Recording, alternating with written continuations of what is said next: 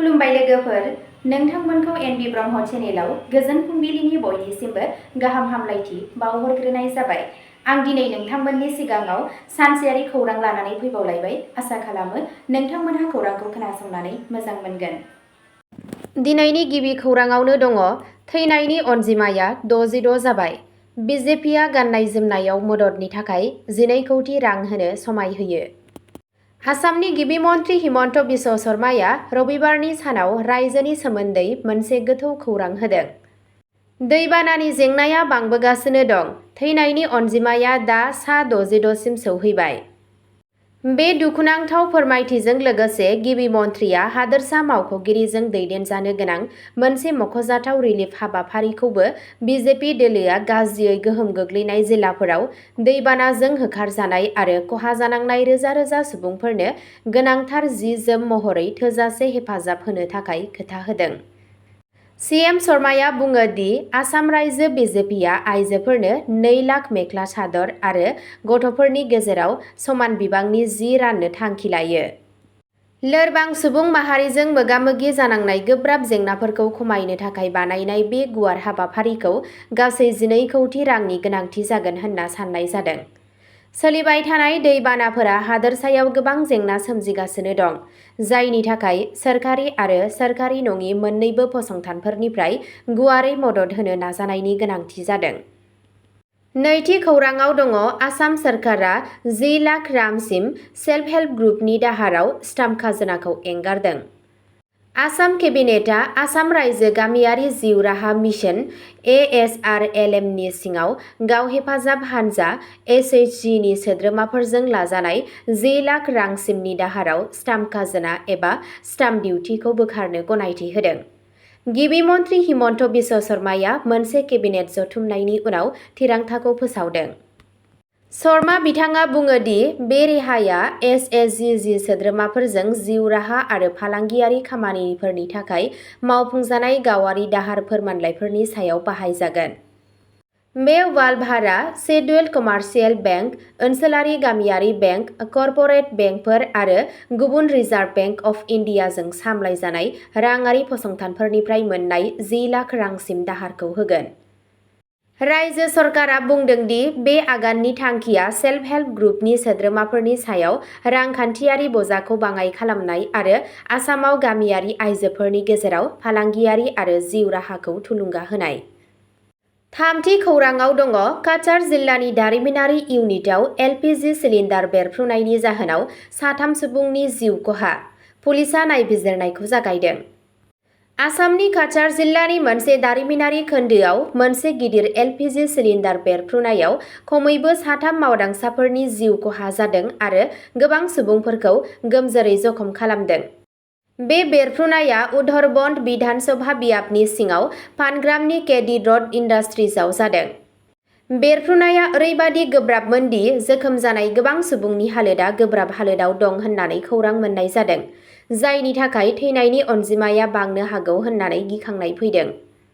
बेरफ्रुनायनि उनावनो रैखाथि हाबाफारि जागायनाय जायो आरो जोखोम जानाय मावथिफोरखौ फाहामथायनि थाखाय सिलचर मेडिकेल कलेज आरो देहा फाहामसालि SMCHआव लांनाय जायो। मेडिकेल बिबानगिरिफोरा गोब्राब जखम जानाय सुबुंफोरखौ नोजोर होगासिनो दं।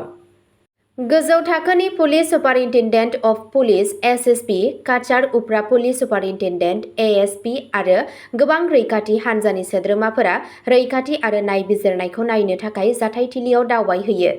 थैनाय मावथिफोरनि गोथै सह'खौ बोखांनानै पस्टमर्टेमनि थाखाय दैथायहरनाय जादों। ब्रैथि खौराङाव दङ सिलचरआव 2 बोसोर बैसोनि गथ'खौ 55,000 राङाव फाननायनि उनाव सा 6 सुबुंखौ हमनाय जादों। मावख'गिरिफोरा बुंदों दि आसामनि सिलचरआव 2.5 बोसोरनि गथ'खौ 55,000 राङाव फाननायनि उनाव सा 6 सुबुंफोरखौ हमनाय जादों। मोनसे खौरां मोन्नायनि उनाव शुक्रबारनि मोनायाव बेरेंगा ओनसोलाव रैखाथि होनाय हाबाफारिखौ खालामनाय जादोंमोन। पुलिसआ गंसे भारानि न'आव सिग्रोमो जेराव गथ'खौ बोखांनो हायो। बिथांमोनहा जायगानिफ्राय 57,900 रां नोगोद रांबो जब्द खालामदों। नायबिजिरनायाव फोरमायनाय बादिब्ला काछार जिल्लानि सनलनि झांझारबलीनि थागिबि सुल्ताना बेगम लस्करआ गथ' जोनोम होनो हायैनि थाखाय गथ' लानो नागिरगासिनो दंमोन। जायगानि सोमोन्दोनि गेजेरजों बियो सपना बेगम लस्कर आरो बिनि फिसाय बहार उद्दिनजों सोमोन्दोआव फैदोंमोन आरो बियो गथ' हरनो हागोन होननानै खोथा होदोंमोन। पुलिसआ फोरमायनाय बादिब्ला उनाव बिसि फिसाया धलाई पुलिस थानानि सिङाव थानाय लैलापुर फ्रेन्ड्स नगर हाग्रा गामिनि राजमुल आली आरो बिनि बिसि रसना बेगमजों सोमोन्दो खालामो। साब्रै फिसाज्ला थानाय बिसि फिसाया 55,000 रांनि बदलै गावनि 2 बोसोर बैसोनि उदैसिन गथ'खौ गथायनो राजि जादोंमोन। मोनसे थि खौरांनि गेजेरजों सिलचर पुलिसआ बे दायखौ फोजोबनायनि सिगांनो हमनो हायो आरो गथ'खौ रैखा खालामो। हमजानाय सुबुंफोरखौ गथ'नि बिमा-बिफा राजमुल आली आरो रसना बेगम, अजद होजानाय बायगिरि सुल्ताना बेगम लस्कर, नबिदुल इस्लाम लस्कर, नुरुल इस्लाम लस्कर आरो सपना बेगम लस्कर होननानै सिनायथि मोननाय जादों, जाय बिथाङा गेजेरनि खामानि मावनायनि अजद दं। गथ'खौ रैखाथिनि थाखाय शेल्टार न'आव दैथायहरनाय जादों।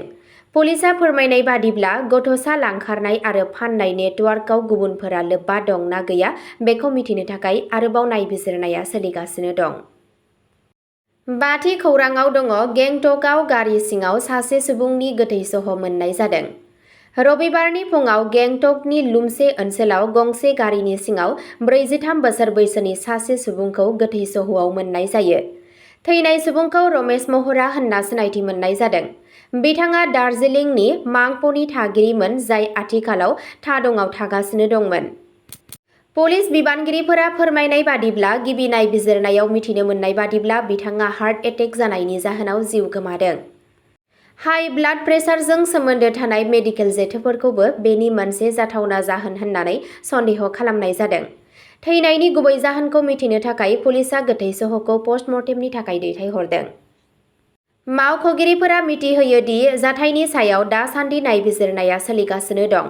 मेडिकेल रिपर्ट फोसावनायनि उनाव थैनायनि गुबै जाहोनखौ रोखा खालामनाय जागोन। द'थि खौराङाव दङ लखिमपुराव हेंथा दिन्थिफुंनो दाबिनायनि थाखाय 3 आसामनि लाइमोनफोरखौ खानाय जादों। 23 जुलाइआव आसामनि लखिमपुर जिल्लानि 3 लाइमोनफोरखौ हादोरनाङै लाइमोन सोमावसारनायनि मददआव धर्ना होनो नाजानायनि दायआव खादों। हमजानाय सेंग्राफोरखौ 23 बोसोर बैसोनि मनजुर रेहमान, 21 बोसोर बैसोनि असरफुल इस्लाम आरो 23 बोसोर बैसोनि आब्दुल कासेम होनना सिनायथि होदों, जाय गासैबो लालुक पुलिस थानानि सिङाव थानाय इस्लामपुर गामिनि थागिबि। खौरां मोननाय बादिब्ला साथामबो लाइमोन सोमावसारनायनि खौसेथियाव गोजोन सोमावसारनो थाखाय सुबुंफोरखौ जथायनो थाखाय मोनसे वाट्सएप ग्रुप बानायदोंमोन, जायनि जाहोनाव मिरु सोलोंथाइ मन्त्रि धर्मेन्द्र प्रधानआ बिबान एंगारनो गोनां जादों। बिथांमोनहा बेखौबो दाबि खालामदों दि लाइमोनफोरा सोमावसारनायनि थाखाय पुलिसनि गनायथि बिदोंमोन, नाथाय बिथांमोनखौ हमनायनि सिगां बे खावलायनायखौ नेवसिनाय जादोंमोन। खौरां मोननाय बादिब्ला 22 जुलाइआव गावनि नखरनि आबाद फोथाराव खामानि मावबाय थानाय समाव मास्टार अफ कमार्स फरायसा मनजुर रेहमानखौ लालुक पुलिस थानायाव लिंहरनाय जादों। एम.कम डिग्री लाबाय थानाय असरफुल इस्लामखौ थांनाय 23 जुलाइनि हर गेजेराव गावनि न'नि खाथिनिफ्राय बोखांनो हादों आरो बे समावनो फार्मासिउटिकेल साइन्सनि ग्रेजुवेट आरो आथिखालाव गंसे प्राइभेट स्कुलाव फोरोंबाय थानाय फार्मासिउटिकेल साइन्सनि ग्रेजुवेट आब्दुल कासेमखौ लिंहरनायनि उनाव पुलिस थानायाव नुजाथिदों। साथामखौबो भारतीय न्याय संहिता (BNS) नि 612(b), 353(c) आरो 152 दफानि सिङाव केस होनाय जादों। दफा 152आ भारतनि जारगोराथि खौसेथिखौ खैफोदाव खोख्लैनाय खामानिफोरजों सोमोन्दो गोनां, जेराव गावस्रालायनाय, हाथियार लानानै बिग्रायनाय एबा आलादा खालामनाय खामानिफोर दं। 7थि खौराङाव दङ हरसे नागिरनायनि उनाव गोमानाय सा 23 आसाम हाग्रा बिफाननि मावथिफोरखौ रैखाथियै मोननो हादों। आसाम अरन बिफाननि मोनसे 22 सोद्रोमा हानजा जाय दिमा हासाव कार्बि आंलं नागालेन्ड सिमाजों लोगोसे गोजान अरनफोराव मोनसे अपारेशननि समाव सोमोन्दो गैयै जादोंमोन, बिथांमोनखौ नागिरना मोननाय जाबाय, आसामनि हाग्रा बिफाननि मन्थ्रि जयन्त मल्ल बरुवाया एक्सआव फोसावदों। बे हानजायाव सा 23 हाग्रा मावख'गिरि आरो लोगोसे लांटिं, मान्देर दिसा, हाथिखला आरो माइबं हाग्रा रेन्जनि 3 मावफारियाफोर दं। गुदु हाग्रा ओनसोलाव पेट्रलिं आरो कम्बिं अपारेशन खालामनाय समाव बिसोरो फोनांजाब खोमादोंमोन, जेराव मबाइल नेटवार्कनि फोनांजाबा खम दं। फ्राय 2 सानहालागै जेबो सोमोन्दो गैयालासे अरन बिफान, आसाम पुलिस आरो जिल्ला खुंथायआ मोनसे गुवार नागिरनाय अपारेशन जागायदोंमोन। बे नाजानायखौ ड्रन सार्भिलेन्स आरो मोनसे गागि भारतारि हाग्रा सिबिथाइ IFS हानजाया हेफाजाब होदों। 8थि खौराङाव दङ गुवाहाटी पुलिसआ सिखाव खावनाय मुवाजों लोगोसे 3 हमदों। गुवाहाटी पुलिसआ नोगोर ओनसोलाव गोबां खावनाय जाथायफोराव लोब्बा थानायनि सन्देहआव 3 सुबुंखौ हमदों। बे हमजानायनि गेजेरजों गोबां बिबांनि खावनाय बेसेन गोसा मुवाफोर आरो गुबुन गुबुन आइजेंफोर बोखांनो हादों, जायखौ बिसोरनि आयेन बेरेखा खामानिफोराव बाहायनाय होनना मिथिनो मोननाय जायो। हमजानाय सुबुंफोरनि थि जायगा आरो खावनाय मुवाफोरनि आबुं फोरमायथिखौ फोसावनाय जायाखै। अब्ला दिनैनि खौरां फरायथिनाया बेखिनियावनो जोबबाय। एसेनोसै, गोजोन्थों।